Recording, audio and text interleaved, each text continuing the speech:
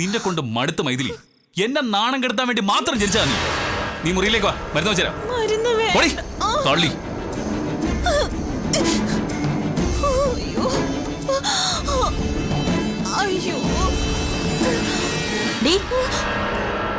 എന്തിനാ നീ എന്റെ മുറി വന്നത്? നീ കൊണ്ടുവന്ന പെട്ടിൽ എന്താന്ന് അറിയണോ എനിക്ക്? അതില് ബോംബ്, നിന്റെ അവസാനം വെക്കാനുള്ള ബോംബ്. നീ എന്നെ അറിഞ്ഞോണ്ട് തല്ലിയതല്ലേ? നിനക്ക് ഞാൻ കാണിച്ചു തരാടി. ഒന്ന് ഇറങ്ങിപ്പൊടി കള്ളി. ഞാനിവിടെ താമസിക്കാനൊന്നും വന്നല്ല.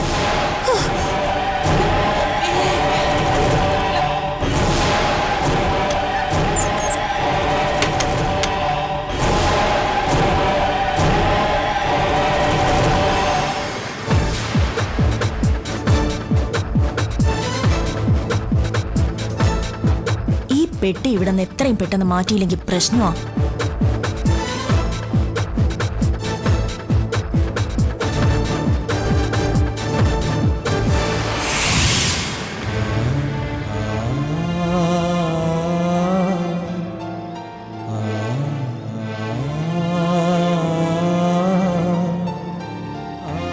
ഇത്രയും കാലം അമ്മയും മോളെയും വേണ്ടാതെ നടന്ന അച്ഛനെ ഇപ്പൊ ഇഷ്ടപ്പെടാൻ കഴിയില്ല. എന്നാലും സ്വന്തമെന്ന് പറയാൻ വേറെ ആരുമില്ലെന്ന് ഓർക്കണം. അതറിഞ്ഞിട്ട് വേണമായിരുന്നു അച്ഛനോട് പെരുമാറാൻ. അച്ഛനോ? എന്റെ മനസ്സിൽ അയാൾ എന്റെ ആരുമല്ല. ഇന്നലെ വരെ അയാൾ ഉണ്ണിയാമ്മയായിരുന്നു എനിക്ക്. അതുകൊണ്ട് തന്നെ ആ ഒരു ബഹുമാനവും സ്നേഹവും ഉണ്ടായിരുന്നു. അച്ഛനാണെന്നറിഞ്ഞപ്പോ അതും പോയി. എത്രയായാലും രക്തബന്ധമില്ലാതാവില്ലല്ലോ ബാലെ. ഇപ്പോ അച്ഛന്റെ മനസ്സൊക്കെ മാറി അന്വേഷിച്ചു വന്നപ്പോ ഇത്രയ്ക്ക് അധിക്ഷേപിക്കണ്ടായിരുന്നു. ബാലെ സ്വീകരിക്കാൻ തയ്യാറായിട്ടല്ലേ വന്നത്? ചേച്ചി, പണ്ട് കടത്തുവള്ളത്തിൽ കയറിപ്പോയ അച്ഛന്റെ പുറകെ ചെന്ന് കരഞ്ഞിട്ടും ഒന്ന് തിരിഞ്ഞു നോക്കിയില്ല എന്ന് പറഞ്ഞില്ലേ ലച്ചുവേച്ചി? വയസ്സുകാലത്ത് അയാൾ വന്ന് മോളേന്ന് വിളിച്ച് കരഞ്ഞ ലച്ചുവേച്ചി എന്ത് ചെയ്യും? അങ്ങനെ വന്നാ ഞാൻ എന്റെ മക്കളെ കാണാൻ സമ്മതിക്കില്ല. എന്നെ മക്കളെ നല്ല കാലത്ത് കളഞ്ഞിട്ട് പോയ അയാള് ഇപ്പൊ വന്നാ ഈ പഠിക്കാത്ത കയറ്റില്ല ഞാൻ. അത് തന്നെയല്ലേ ഞാനും ചെയ്തുള്ളമ്മേ.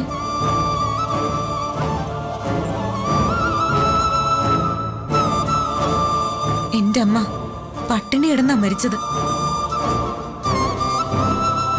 ഞാൻ പുറത്തിറങ്ങാൻ വരെ പേടിച്ചാ ജീവിക്കുന്നത്. പക്ഷെ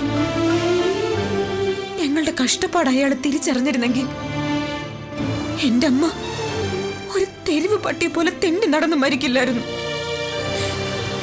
എന്റെ ഭർത്താവ് എന്നെ ഉപേക്ഷിക്കില്ലായിരുന്നു. കൊലക്കത്തിയിൽ നിന്നും ആഭാസന്മാരിൽ നിന്നും രക്ഷപ്പെടാൻ വേണ്ടി ഞാനിങ്ങനെ ഓടി നടക്കേണ്ടി വരില്ലായിരുന്നു. ഇനി എനിക്ക് അയാളുടെ സംരക്ഷണം ആവശ്യമില്ല.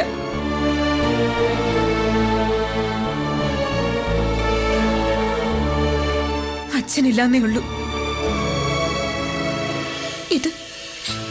ഇതെന്റെ അമ്മയാ. ലച്ചുവേച്ചിയും രച്ചുവും രാഘവനും എന്റെ കൂടപ്പിറപ്പുകളാ. നിങ്ങൾ എന്നെ ഉപേക്ഷിക്കാതിരുന്നാ മതി.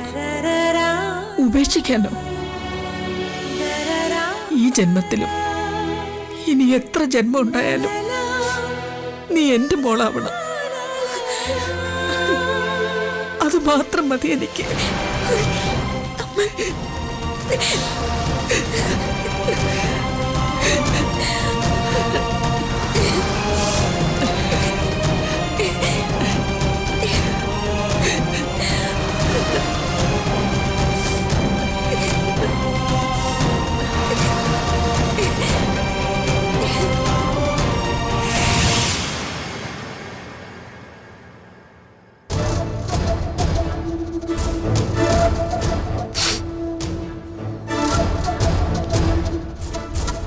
അനിയേട്ടനെ, നീ കേൾക്കുന്നുണ്ടോ?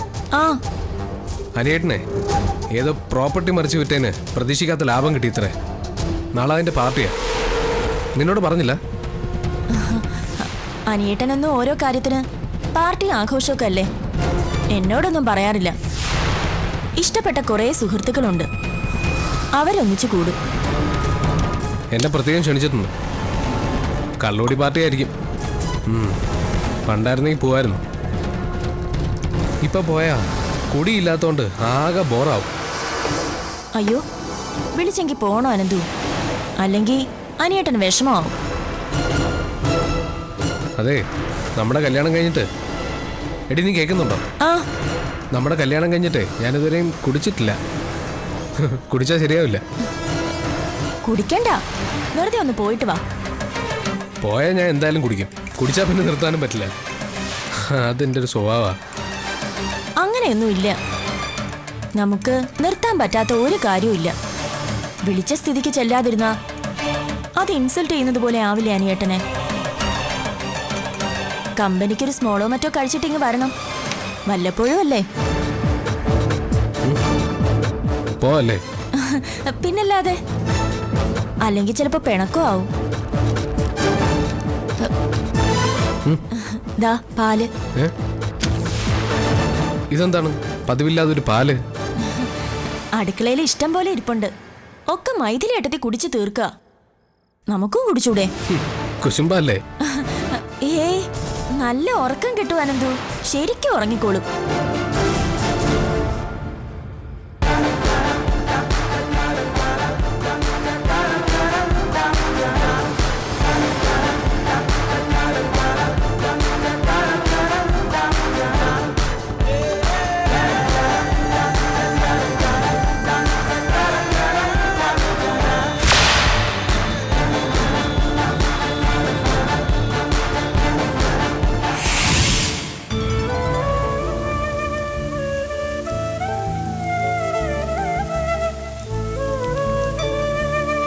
എന്താ മോളെ, നിനക്ക് ഉറങ്ങാറായില്ലേ ഇതുവരെ? എനിക്കൊന്നിലൊരു കോൺസെൻട്രേഷൻ കിട്ടുന്നില്ല അച്ഛാ. ആകെ ഒരു ടെൻഷൻ. ഈ ടെൻഷനൊക്കെ മാറും. ജീവിതത്തിൽ നമുക്ക് സ്വയം ചെയ്തു തീർക്കാവുന്ന കുറേ കാര്യങ്ങളുണ്ട്. അതെല്ലാം നമ്മൾ ചെയ്തുകൊണ്ടിരിക്കും. കുറേ കഴിയുമ്പോൾ ഒരു കൂട്ട് വേണമെന്ന് തോന്നും. ആ കൂട്ട് ആരായിരിക്കണമെന്ന് നിശ്ചയമില്ലാതെ വരുമ്പോൾ അത് ടെൻഷനാവും. അതല്ലേ നിന്റെ പ്രശ്നം?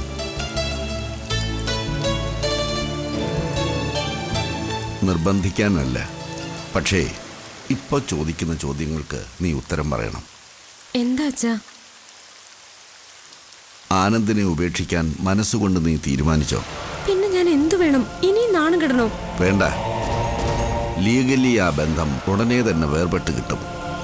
മറ്റൊരു വിവാഹത്തിന് നീ തയ്യാറാണോ? ഞാൻ പറഞ്ഞിരുന്നല്ലോ അച്ഛനോട്. പിന്നെ എന്താ നിന്റെ പ്രശ്നം? ആരെ വിവാഹം കഴിക്കണമെന്നുള്ളതല്ലേ? അല്ല, അച്ഛൻ സജസ്റ്റ് ചെയ്യുന്നത് ഡോക്ടർ കാർത്തികിനെ ആയിരിക്കുമെന്ന് എനിക്കറിയാം. അത് എത്രമാത്രം ശരിയാവുമെന്ന് എനിക്ക് സംശയം. സംശയിക്കാനൊന്നുമില്ല. നിങ്ങൾ ഒരേ പ്രൊഫഷനില്ല, ആശയപരമായിട്ട് ഒത്തുപോകുന്നവരാ. പിന്നെന്താ?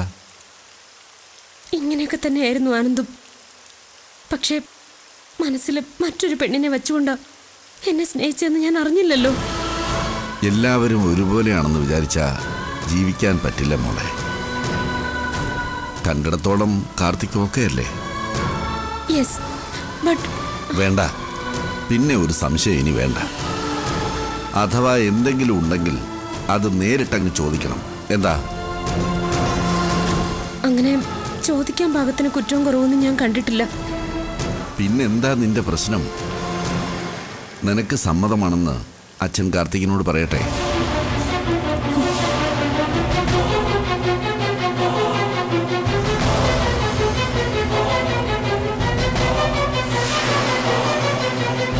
പറയാം. നീ ധൈര്യമായിട്ടിരിക്ക. അച്ഛനില്ലേ കൂടെ? നീ വന്ന് കിടക്കാൻ നോക്ക്.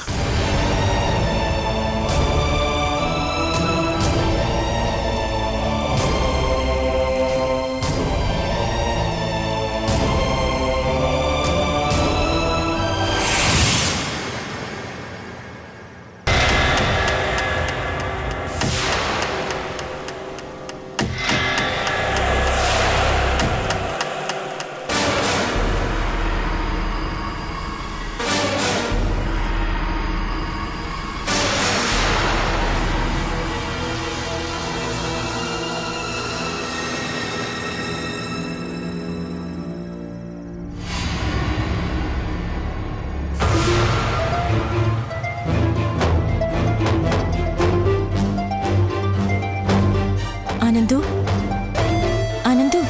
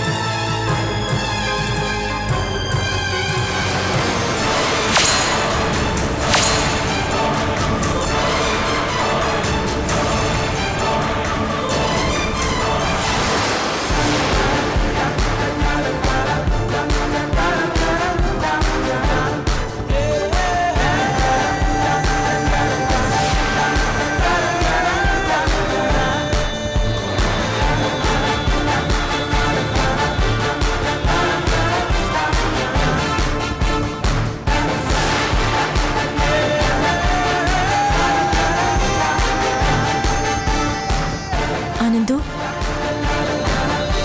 അനന്തു വെറുതെ വിളിച്ചു നോക്കിയതാ അനന്തു സാറേ. സ്ലീപ്പിംഗ് പിൽസാ ഉള്ളില്. നാളെ നേരം വെളുക്കാതെ സ്വബോധം ഉണ്ടാവില്ല. ഇത് കണ്ടോ, കോടികളാ എന്റെ കയ്യില്. അനുഭവിക്കാനേ വിധി വേണം.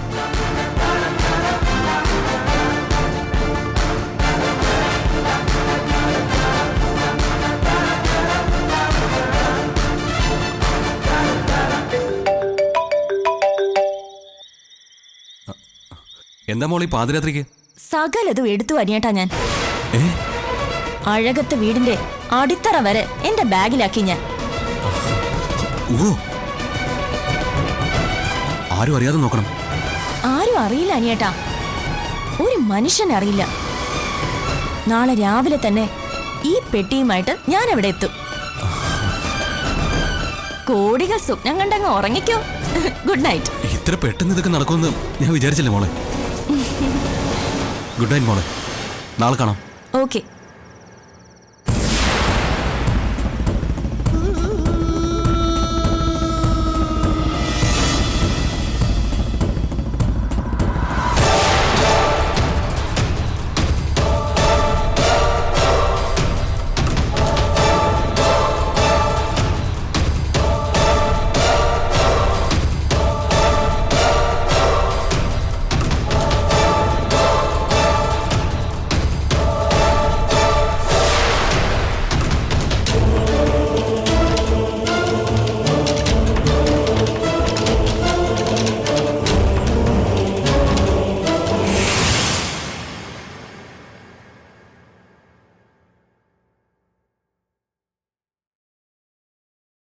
അച്ഛാ, അച്ഛാ, ഇത് എന്തു പറ്റി? ഇത് ഏത് ലോകത്താ? 2-3 ദിവസമായിട്ട് നമ്മൾ രണ്ടുപേരും 2 ലോകത്താ മോളെ. ഒരു തീരുമാനമെടുക്കാൻ കഴിയാതെ വിഷമിക്കുന്ന അവസ്ഥയല്ലേ നമുക്ക്. തീരുമാനമൊക്കെ എടുക്കാം. ജീവിതം ഒന്നല്ലേ ഉള്ളൂ. അച്ഛൻ പറഞ്ഞതൊക്കെയാ ശരി. തന്നെ കൊണ്ടു നടക്കാവുന്ന കാര്യങ്ങളും ഒരു കൂട്ടുണ്ടെങ്കിൽ നന്നായിട്ട് ചെയ്തു തീർക്കാവുന്നതുമായ കാര്യങ്ങളും ഉണ്ട്. എനിക്ക് ഒരു കൂട്ടു വരുമ്പോ അത് അച്ഛന്റെ കൂടി കൂട്ടുകാരനായ നല്ലതല്ലേ? അങ്ങനെ നോക്കുമ്പോ എന്തുകൊണ്ടും കാർത്തിക്കാ നല്ലത്, അല്ലേ അച്ഛാ? അപ്പോ മോള് തീരുമാനിച്ചോ? തീരുമാനിച്ചു. കാർത്തിക്കിന്റെ വീട്ടുകാരോട് വരാൻ പറഞ്ഞോളൂ.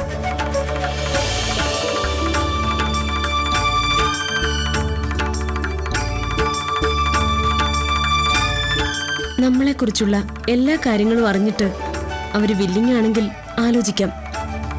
ഞങ്ങള് 2 വ്യക്തികളുടെ അല്ലല്ലോ, നമ്മുടെ 2 കുടുംബങ്ങളുടെയും ഒന്നുചേരലല്ലേ വിവാഹം. അതെ, അങ്ങനെ തന്നെ മതി. നിന്റെ ഈ ഒരു വാക്കിന് വേണ്ടി കാത്തിരിക്കുകയായിരുന്നു അച്ഛൻ. നന്നായി വരും. അച്ഛന് സന്തോഷമായി.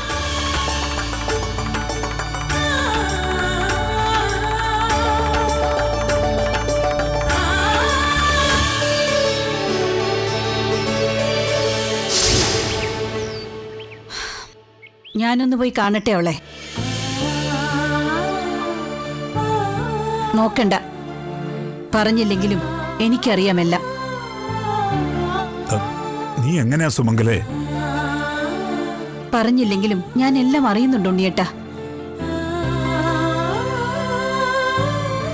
ആനന്ദ് പറഞ്ഞില്ലെങ്കിലും എല്ലാം അവന്റെ മുഖത്ത് നിന്ന് വായിച്ചെടുക്കുന്നുണ്ട് ഞാൻ. എനിക്കറിയാം ബാലാമണി എവിടെയുണ്ടെന്ന്. എനിക്കെല്ലാം അറിയാം. അവളുടെ ജീവൻ അപകടത്തിലാവോന്ന് പേടിച്ചാ ഞാൻ. എനിക്കും ആ പേടിയുണ്ട്. അല്ലെങ്കിൽ അഴകത്ത് വീട്ടില് എന്റെ കൺമുന്നിലൂടെ കവിതയും അനന്തവും ഇങ്ങനെ നടക്കുമെന്ന് തോന്നുന്നുണ്ടോ? അനന്തു അവനും കൂട്ടുചേർന്നാണോ ഇത്? എനിക്കറിയില്ല ഉണ്ണിയേട്ടാ. ആരൊക്കെ കൂട്ടുചേർന്നിട്ടുണ്ടെന്ന് അറിയില്ല.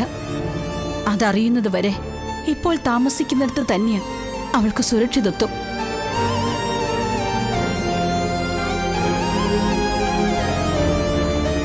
എന്നോട് വെറുപ്പാ. ഈ ലോകത്തിൽ ഏറ്റവും കൂടുതൽ എന്റെ മോള് വെറുക്കുന്നത് എന്നെയാ. അവളാ നല്ല പെണ്ണ്. അവളുടെ അമ്മയെ ഇട്ടെറിഞ്ഞിട്ട് പോയ ഒരാളെ അവൾ എന്തിനാ സ്നേഹിക്കുന്നത്? ഈ പ്രായം വരെ കിട്ടാത്തൊരു സ്നേഹം ഇപ്പൊ അവൾക്ക് എന്തിനാ? ജീവിതത്തിൽ ഇത്രയൊക്കെ അവൾ കഷ്ടപ്പെടാൻ കാരണം ഉണ്ണിയേട്ടനല്ലേ?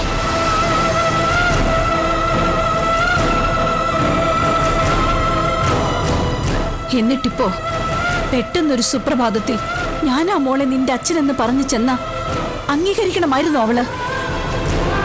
നേരാ, ഒരിക്കലും എന്റെ മോൾ എന്നെ അംഗീകരിക്കില്ല. അവളുടെ അമ്മ മരിക്കാൻ പോലും കാരണം ഒരർത്ഥത്തിൽ ഞാനാണ്. ഇനി അതൊന്നും പറഞ്ഞിട്ട് കാര്യമില്ല. ഒക്കെ ശരിയാവൂന്ന് മനസ്സുകൊണ്ട് വിശ്വസിക്കാം. അറിഞ്ഞുകൊണ്ടല്ലെങ്കിലും ഞാനും അവൾ ഒരുപാട് സങ്കടപ്പെടുത്തി. ഇനി പരിഹാരം ഒന്നേ ഉള്ളൂ ഉണ്ണിയേട്ടാ. സ്നേഹിക്കുക. ഇതുവരെ കൊടുക്കാത്ത സ്നേഹം വാരിക്കോരി കൊടുക്കുക. മനസ്സ് മാറും. സ്നേഹം കൊണ്ട് ആരുടെയും മനസ്സ് മാറ്റാവുന്നതേ ഉള്ളൂ. എന്നെ ഒരിക്കലും കാണണ്ടെന്ന് പറഞ്ഞു. ഉണ്ണിയേട്ടനെ അല്ലേ കാണണ്ടെന്ന് പറഞ്ഞുള്ളൂ? എനിക്ക് പോയി കാണാലോ. ആരെങ്കിലും അറിഞ്ഞാലോ സുമംഗലേ? ആനന്ദല്ലാതെ വേറെ ആരും അറിയാതിരുന്നാ മതി. ഉണ്ണിയേട്ടന്റെ കൂടെ അമ്പലത്തിലേക്കാണെന്ന് പറഞ്ഞ് ഞാനും ഇറങ്ങാം. എന്നെ അവളുടെ അടുത്തേക്ക് കാർത്തു കൊണ്ടുപോയിക്കൊള്ളും. ഉണ്ണിയേട്ടൻ ഒരു ദിവസത്തേക്ക് ഇവിടെ നിന്ന് മാറി നിന്നാ മതി. ഒരു ദിവസം 10 ദിവസം മാറി നിൽക്കാം. എന്റെ മോള് എന്നെ ഒന്ന് അച്ഛാന്ന് വിളിച്ച് കണ്ടാ മതി. ശരിയാവും ഉണ്ണിയേട്ടാ, എല്ലാം ശരിയാവും.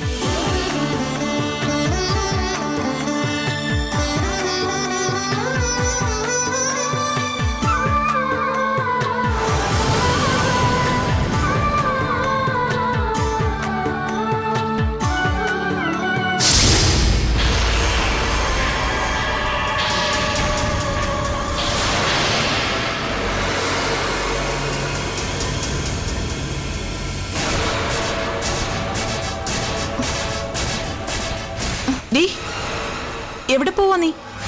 എനിക്കിഷ്ടമുള്ളിടത്തേക്ക് ഞാൻ പോവും. നീ അന്വേഷിക്കണ്ട. സത്യം പറയടി, ബോംബ് തന്നെയാണോ ഇതിനകത്ത്? അതെ, നിന്റെ കഴുത്തി കെട്ടി ഞാനിത് പൊട്ടിക്കും. നീ ചിതറി തെറിച്ചു പോവും. എന്താ ഇവിടെ? അമ്മേ, ദേ ഈ ബാഗിൽ എന്തോ ഉണ്ട്. ബോംബാണോന്ന് സംശയമുണ്ട്. ഏട്ടത്തിക്ക് വട്ടാ അമ്മേ. ഇതെന്റെ പഴയ കുറെ ഡ്രസ്സുകളാ. ഇപ്പൊ അങ്ങനെ ഉപയോഗിക്കാത്തതുകൊണ്ട് അനാഥാലയത്തിന് കൊടുക്കാന്ന് വിചാരിച്ചു. പെട്ടി തുറക്ക.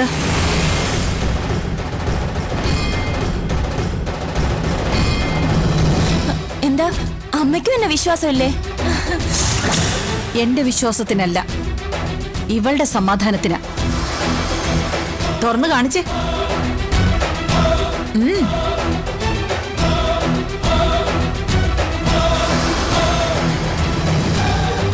ഇത് കണ്ടില്ലേ അമ്മേ, അവളുടെ മടിയുണ്ടോ?